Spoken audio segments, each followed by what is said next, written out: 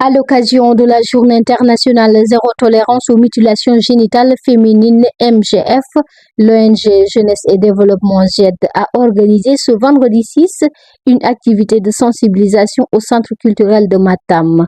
Objectif, renforcer la lutte contre cette pratique traditionnelle néfaste encore persistante dans certaines communautés. À l'issue de cette journée, nous voulons vraiment que les MGF cessent parce qu'il y a trop de violence. Les jeunes filles, surtout, subissent beaucoup de violence et nous aimerons vraiment que la sensibilisation soit bien sensibilisée, que les parents sachent que les MGF, c'est quelque chose de pas bien vraiment.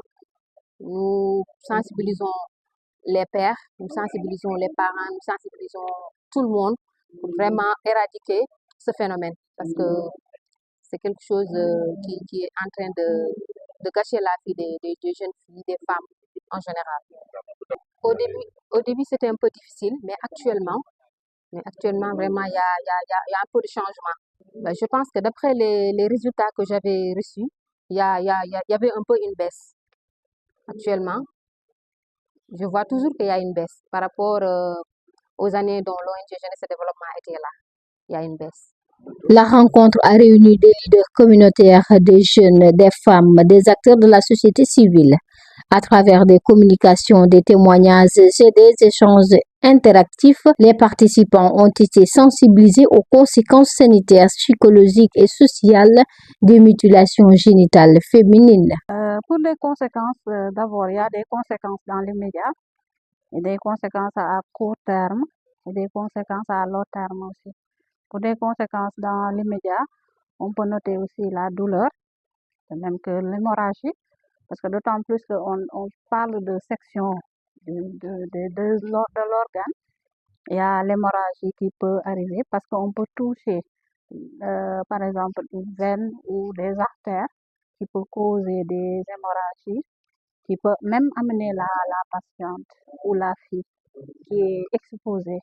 Maintenant, pour les conséquences aussi à long terme, à court terme, on peut avoir des complications sur le plan obstétrical.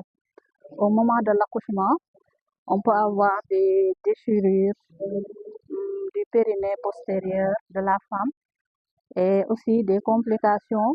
Et pour le bébé aussi, on peut même perdre le bébé. De même qu'avant de perdre le bébé, on peut arriver à des stades où on a des souffrances fœtales, souffrances du bébé. Et les travails, par exemple, quand on parle de travail, des contractions utérines, quand on admet la femme en salle de naissance, elle peut dépasser l'heure où elle doit accoucher.